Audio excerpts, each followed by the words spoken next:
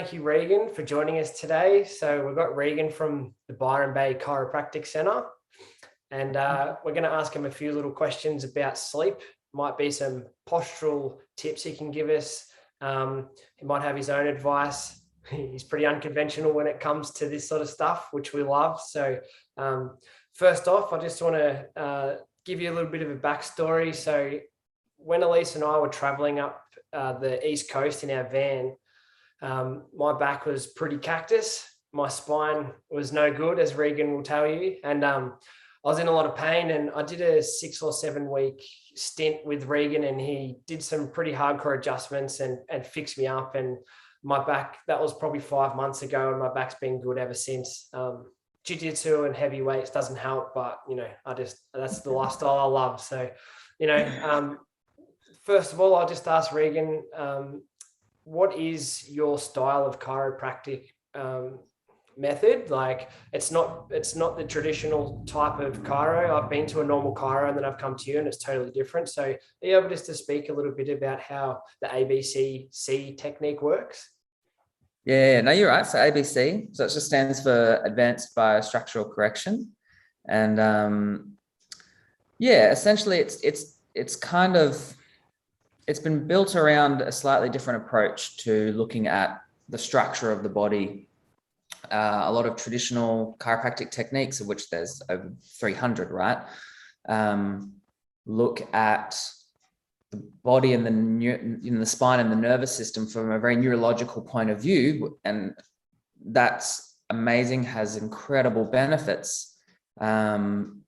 But the gentleman that put this technique together, just kind of on a structural and biomechanical level, just took it a little bit further. So his background before he was a chiropractor was actually, he was a structural engineer, and he moved into chiropractic. And while he was in practice, he was like, these bodies in front of me, like, yes, obviously everyone's different, but from a structural point of view, the bones are pretty similar. The muscles and where they go and where they attach are pretty similar. He's like, so why aren't I seeing consistent improvements in the posture and the shape of my patients? Why is it so varied in like response? And so essentially he just broke down the body, and he just looked at he took every muscle individually, every ligament, every joint, and he figured out kind of which directions and which movements those bodies and those components could achieve, what the body could do for itself and what it couldn't do for itself. Right now, if we look at that on an extreme level, if you dislocate your shoulder out of its socket, your body can't self-heal that, right? You need assistance. You need someone to come and pop it back in. On a smaller level, the directions that a joint will shift that a body can't self-correct, right? And so its only other option is then to adapt to that change, right? If it's not properly addressed. And so as far as traditional chiropractic techniques compared to this one, rather than going through and finding all of the joints or muscles that are too tight or they're too restricted or they're not moving as they should, we break the changes down into, has this joint shifted into a position that the body can self-correct, or has it not, right? Because if the body can self-correct that position, it's not the root cause of the problem, right? And thus that joint shifting into a position that the body couldn't self-correct, if we can treat those, right? And this is like layers upon layers by the time you get to our age, right? If we can just treat those, everything else is kind of secondary, right? It's part of that adaptation chain that the body has constructed just to keep you upright in your effort to survive and move through life, right? And so we look at stabilizing the body through correcting for the body the things it couldn't correct for itself, and allowing it to let go and unwind of the adaptations that are built around that. And so through that, we can consistently see improvements in posture, which obviously flows onto, so many different areas of life, whether that's hormonal regulation, oxygenation, lung capacity, like you said, low back pain, the classic kind of, musculoskeletal issues. So it's just like it's chiropractic, but it's just done, like you said, it's done a little bit differently. You know, instead of lying people down on the bed, we do everything standing or upright as much as we can, because that's where the body encounters most of its stress, right? And so we're either sitting or standing when we're doing these adjustments. That helps with muscle memory. It helps with postural positioning so that your body can remember and learn where it needs to be. Is that kind of, Yeah. yeah. That sums it up really well and actually helps me understand what my back was doing. So I guess 30 years of tension, injuries, and contorted muscles, that is a perfect recipe for a sore lower back, which is what you're correcting. Yeah. And so when I went to a chiro years ago, I was on my stomach and they sort of they did all the normal cracks. Whereas like you said, with you, I've been standing up and that's how you've sort of done your manipulations, whatever it is you call it, adjustments.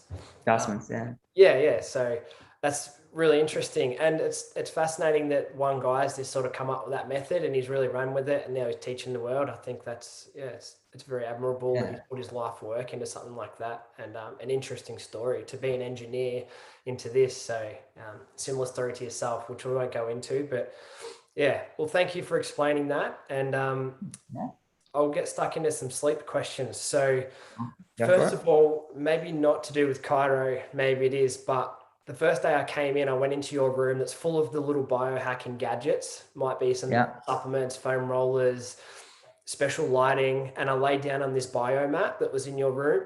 I fell asleep for half an hour. And then I was driving home and I felt vibrant like I was a teenager again. And then I got home and that night, I think I'd slept better than I had in months as well. So what's the biomat? Just to quickly gloss over that, like what's happening there?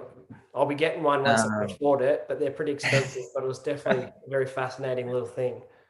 Yeah, they're a crazy crazy piece of equipment, and essentially it's like a far infrared sauna. Like the mat heats up, it heats up to, I think, incrementally you can kind of pick your heat up to 75 degrees Celsius.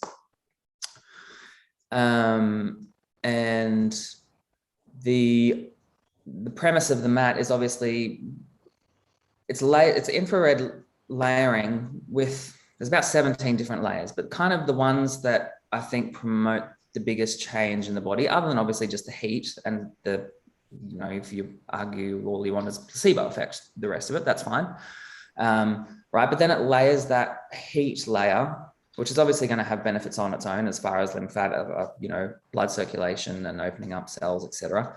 But it is also layered with amethyst and tourmaline, which is really good at just kind of harmonizing the electromagnetic functions of your body.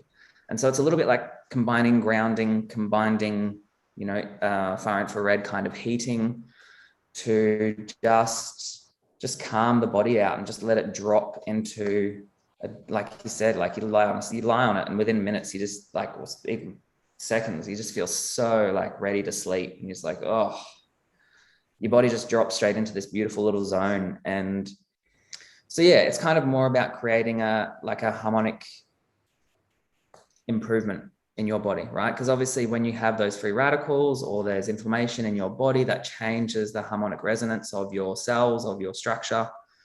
And so the biomat is essentially about harmonizing that and helping the body get back to a nice little homeostasis of healing.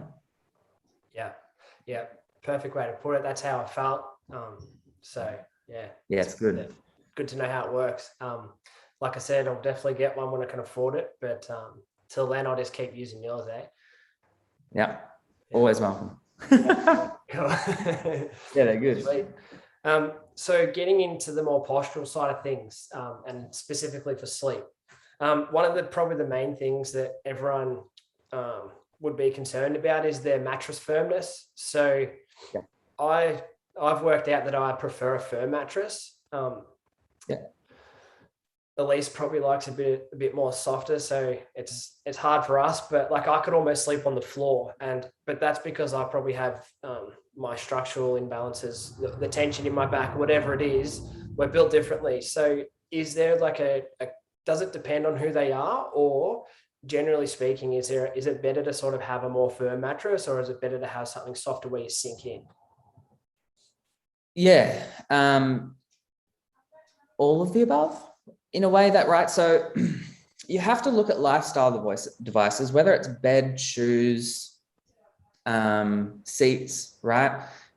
Since it's all changed over the last 50, 60, 70 years, right? The more sedentary our lifestyle has become, the softer and more malleable our lifestyle devices have become as well, right? Because what's happening is that as we go further down this sedentary lifestyle, our biomechanics change, right? Our posture changes, our joint positions shift to adapt to that, right? And so, you go back early to mid 1900s even, and you've got, church pews, connies and volleys, and, firm, for the most part, those super firm spring mattresses, right? Or, sleeping on the ground. So it kind of depends on the body, right? Now, like you and I, like you said, we did that kind of 6-7 week program of improving your biomechanics. And so your body doesn't need that soft cushioning as much as, say, Elise's or someone else's to support or mold to those bad mechanics. Does that make sense? And so rather than, yes, ideally a firm mattress is fantastic, right? And ideally, someone doesn't need orthotics, right? But that might just not be where your body's at, right? And so my job as I'm working with someone is to get their body back to a nice stable position where, yes, barefooted shoes are work well for them, or no shoes at all, even better, right? Firm beds are ideal. Sleeping on your side is obviously ideal. Sleeping on your back's good, but sleeping on your side is probably better. And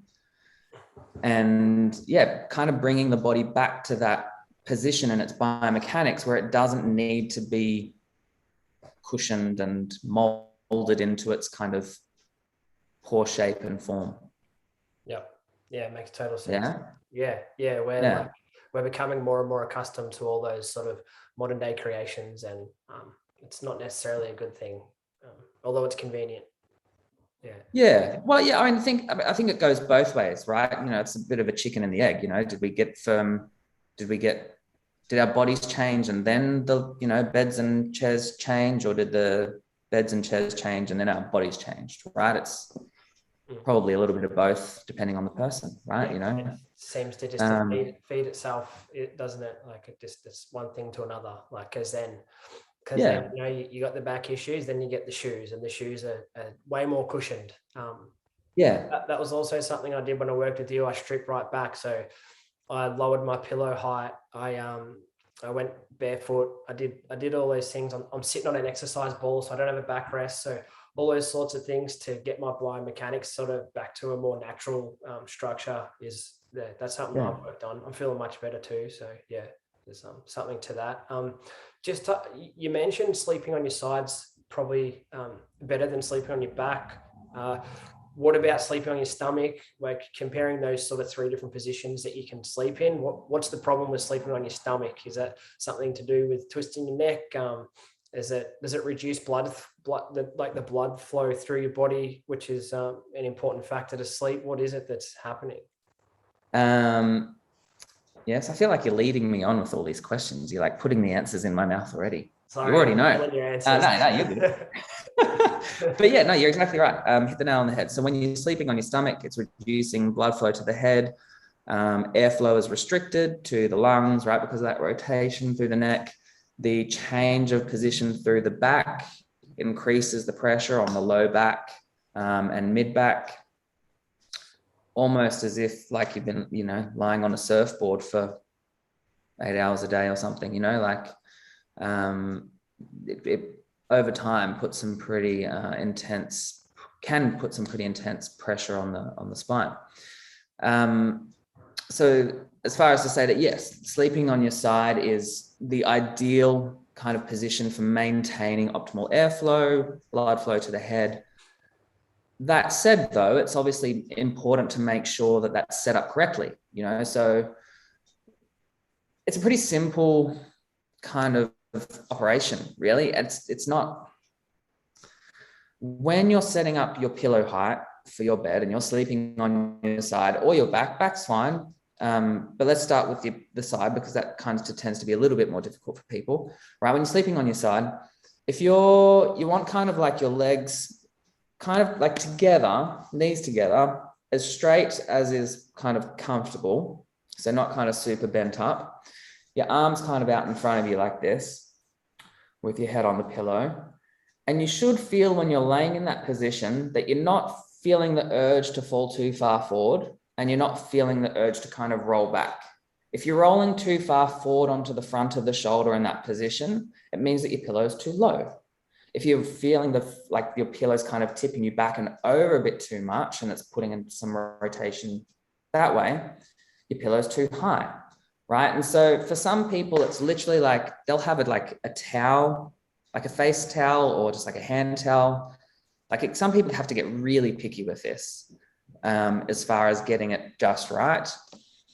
For me personally, I sleep on my back like a vampire. I'm literally just like flat on the bed, hands on my stomach, and I'm asleep with it. And Megan, it drives my wife nuts, Megan. I'm down and out pretty quick. But I literally, my pillow is like that thick. Like it's nothing, like when you're lying on your back, all you need is just enough to bring the head forward a little bit. So with that airflow through the throat doesn't get restricted. So but we're kind of the same, right? My mechanics, I ideally would love to probably just sleep on the floor. There's actually a lot of practitioners in this technique that they just have a little thing set up beside the bed, and they'll kiss their wife goodnight, and then they'll hop down on the floor and sleep there. That's actually very common. But yeah, because Megan is at the stage she's still preferring a slightly softer bed. So that's kind of, does that answer those questions? Absolutely. Yeah. I had a few more things that I wanted you to elaborate on, but the only thing that's come to my head right now is when you're sleeping on your back, and the same thing with the pillow height. So if you do have one pillow and it's too tall, or if you double up your pillows and your neck is tilting forward, you're saying that that's blocking airflow, which obviously affects blood, the oxygen in your blood. Yeah, correct. Yeah, so if your pillow is too high, if it's too low, when you're on your back, if it's either too high or too low, it's kind of going to restrict. Either way is going to end up restricting that oxygenation. I don't know about everyone else, but when I'm sitting up and I'm in bed reading or watching something, I can feel it in my lower back anyway. So it's all connected, obviously. Yeah, so that's interesting. And so if you are sitting in bed and you want to read or you want to watch TV or something, instead of sitting there for an hour with your head tilted forward, you'd almost be better sitting up in an upright position. Is that right? Or yeah, I mean, when we're sitting, wait, say that again. What was the scenario? Well, if you are wanting to read in bed and you want to prop your head up, how bad is that really? If you're doing it for an hour, is that going to be causing a lot of strain? Is it going to make a big difference, or are you better off sitting up and doing what you want to do if it's like a crossword, or if you want to watch TV? Because you can get comfy, especially with the beds where you sink into them and your posture's. Oh yeah. Yeah, and it's like you don't want to sit slumped over at your desk all day at the computer, so you want to sit upright, and sort of same thing in bed. Like, is it worth sitting up, having good posture to watch TV or read a book, or is it okay for a little bit if you want to read with your head tilted forward? Like, how significant is that little adjustment?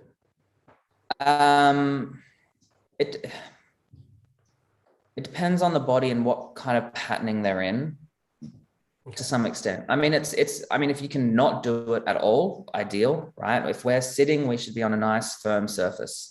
That's pretty much hips what I want to do. Above knees, right? That's always going to, I've got, especially at the moment with kids homeschooling and they just want their little private time. So they go and sit up, they set up and they sit on their bed. And at the moment I've got way too many of them coming in with back pain. And I'm like, look, I know how comfy it is and I know how, great it is because you have your own little space, but you either need to get a desk or you need to sit up at the kitchen table where you've got a nice firm base, because it really does. Because I just look at them and I'm like, I could adjust this. We could just keep doing this, but nothing's going to really change until, right, that pattern is broken. Yeah. And so obviously like time frame is an issue, right? Like our bodies are made to be moving, like short periods of sitting, but a lot of movement-based activities throughout the day, varied, whatever they may be. As far as, sitting up in bed, it's just a no. Like it's like sitting on a couch. It's even worse, actually. Like those kind of soft surfaces. I mean, unless your mattress is, so the technique that I have, that I use, the ABC technique, does have a mattress they've designed. It's like twice as firm as kind of any other mattress you've kind of ever slept on in your life. It's basically like sleeping on the floor with like a camping mat over the top. But they, I mean, even then they're like, don't sit on this, right? Because the way all the weight is focused into this one point, that's kind of like it sinks in, which changes that low back position, and loads up a lot of pressure on that kind of L5, L3 region. And essentially the way to tell if you've either done it too long or you've been in a bad position at all is that if you stand up out of that position, if there's any pain or discomfort or just a little bit hard to get up, and or you're getting any kind of neurological symptoms, i.e. dizziness, lightheadedness when you stand, it means that at some stage what you were just doing right then as far as that seated position was not right. Yep. Yeah, well, that's a good sign. I think it's fair to say, which we're going to share with the people, our members in our sleep challenge at the moment, beds for sleep. So yeah, if you want to sit out and watch TV, sit on the ground. If you want to be, it depends how far you want to take it. But if I do watch TV, I'll sit on the ground and stretch. I love stretching, but yeah, if you go into bed, maybe just go to bed to sleep. So then you're not tempted to sort of sit up and read or play on your phone or anything. Bed's just your sleep haven. So yeah, I think that'll be good to keep in mind for next week when we sort of introduce that little protocol to the challenge. So cool. All right. Well, one more thing about this, like sleeping positions. I feel that I get a bit of relief when I'm on my side and I put a pillow in between my legs. Is that something to do with my hips and creating tension through my lower back? Is it not worth doing that, or is there something to that? Yeah, no, pretty much. So, so for me, that'll probably come back to pillow height. And so because the pillow height's probably not quite right, your body's twisting one way, right? And then you're putting a pillow between your legs to kind of twist it back the other. Awesome. Okay, good to know. I'm excited to go to bed tonight and try this out. Cool. So a few other things. I found that I did sleep quite well after my adjustment. Is that most likely because maybe my nervous system is just communicating with my brain differently? The pain's not there. It's not distracting me. Is it actually physically doing something to help does it release any sort of endorphins that might help me sleep, working with your particular adjustment technique? This kind of response is actually pretty global across chiropractic. And that's more to do with the way that we're impacting the nervous system. Don't get me wrong, like it doesn't happen every treatment for everybody. Depends on how the body presents and where they're at. But it is very common, yes. Like obviously the idea of chiropractic is that, and its whole kind of philosophy is based around, we don't heal or treat anything in specific, right? Our job is to remove the interruptions that are preventing the body from doing the healing, right? So the very first, D.D. Palmer, the power that made the body heals the body, right? And so our job is just to kind of reduce the interference on that. And so obviously your sleep cycle, right, is your body's healing time. It's when it's kind of taking the washing out, the lymphatics are like doing their thing. And so if by going and getting an adjustment and kind of re-engaging that system, there's kind of some chiropractic hasn't got a great mountain of research to do it. So you could probably say that a lot of this is still theoretical. There's some early scientific data to show this, but essentially when we're creating a shift and a release in the body at specific levels, it's sending like almost like a little reset signal to your brain and to your nervous system, right? And so that allows the body to reevaluate what's going on. I hadn't been paying that attention for a little while because it was annoyingly nothing was changing, so I just ignored it. Yeah. And so now we've kind of turned this back on. And so that's why some people, you know, they finish a chiropractic adjustment and they feel a bit uncomfortable and they feel a bit tight or sensitive or whatever that may be, right? Because what we've done is we've essentially we've turned that nerve signal back on so that the body can be like, oh, I can deal with that now. Yeah. And we're kind of creating that space. And so as we create that space in the nervous system for the body to self-heal, self-regulate, and do its incredible, beautiful work that it has to do, you go to bed and your body's just like, oh, let me at it, you know, give me a heap of good water and I'm just going to sleep through and we're going to get this done. Yeah. So does that kind of, I feel like I jumped around a little bit there, but no, it's good. I don't know if this is more for me or the people on the challenge that are asking questions. I'm loving it. Yeah, that's really well explained. So, yeah, it's fascinating how much it's got to do with the nervous system more so than just the, just cracking your back and popping a few sort of parts of your spine back in order. It's a lot more tied to like the rest of the body than what people probably think. Maybe me more so, but very interesting. Yeah, that's right. And you're absolutely right as far as the hormones. Like we are creating a change in the hormonal balance, and that movement and that shift through the spine does create a release of, you know, all the happy, fantastic hormones that make us feel good and prep our body for, you know, the parasympathetic nervous system and pushing the body back into that sleep. Sleep, sex, and digestion, you know, or food, you know, part of our nervous system.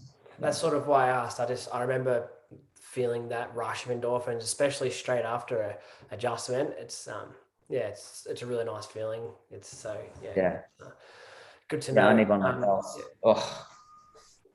It's about time. So a few people had this is just more of a personal thing. Do you have any little methods that you use to stop your mind from wandering at night? Count sheep, play on your phone? I very rarely have a wandering mind. As far as pre-bed routines, I'm pretty pedantic about like lighting. The only one in the house that really kind of gives me any grief is there's a fluorescent light in the bathroom. So sometimes of an evening, if I am feeling a little bit wired before I go to bed or like pre-bed, you know, I'll do my best to not even turn that light on. Like I'll just fumble through the bathroom in the dark just so that it's not stimulating that stress response and that blue light response in the brain. Otherwise, I know I've got a few different favorites. The Symbiotic products, I'm not sure if you guys have talked about those, but they've got it's called Roomy. Their sleep product is this a mushroom product? It's like a superfood. So there's a little bit of CBD, there's some mushrooms and herbs, and I think there's some berries in it as well. Otherwise, my favorite one for so long was just like 2 tablespoons of apple cider vinegar, a generous teaspoon to tablespoon of local honey, and then top it up with hot water. And that's like, it kind of gives your body those beautiful natural sugars, but then obviously the apple cider will, you know, calm the digestion system if that's not quite settled, which is obviously, you know, if you're in that stress response, your stomach's not going to be in a happy position anyway, or it'll be a little bit stressed. So the apple cider vinegar can kind of calm that down a little bit. And we call that sleepy tea in this house. And it, just kind of is really good for prepping the body for pre-sleep. As far as the active mind, I don't know, for me, it usually comes back to just like, you know, some kind of prayer or meditation on thankfulness and grateful, you know, being grateful for something that either happened through the day or something that I'm looking forward to. But yeah, thankfully for me, that hasn't been my, like, honestly, I'm terrible without sleep. Like, I don't know how people do it, to be honest. Like insomniacs, if I go more than like 2 or 3 nights without a good night's sleep, I'm ropeable. Terrible to be around. You'd be surprised. I was the same, and I'm pretty sleep deprived at the moment with a newborn, and I'm functioning okay. Well, yeah, but the flip side, you got the hormonal benefits of that kind of, just the elation of being a dad and all those kind of bonding chemicals that are going on. I'm sure there'd be some kind of balance out there. But yeah, you're right. We are constantly surprised at, like, how much we can carry and the things that we can achieve when we have to. Yeah. That sort of, the excitement wore off after 4 weeks, and he's 5 weeks old now. So now I'm just really starting to feel it, but that's okay. We're, we manage and have a nap during the day whenever we can. So yeah, you'll experience that one day, mate, I'm sure. But yeah, thank you for all that. I think we'll leave it at that, man. I've got so much from it personally. So I'm going to definitely try the sleepy tea tonight. I'm going to try the side lying posture, and maybe even start with a towel, especially if I'm lying on my back or something like that. So yeah, I really appreciate it. And I'm sure it's a very valuable little bit of content for people to go over. And yeah, I'll let you know if we've got some feedback. I think you're part of the group anyway, so maybe you can jump on, and if anyone else has got any questions, sleep related, posture related, doesn't really matter. They can just ask you personally. If you're happy to do that, I'm sure you will be. But yeah, anyway, I'll let you go. Yeah, enjoy your day. Thanks, Paul. It's been awesome. I look forward to seeing you again. Will do. Sounds good. All right, mate.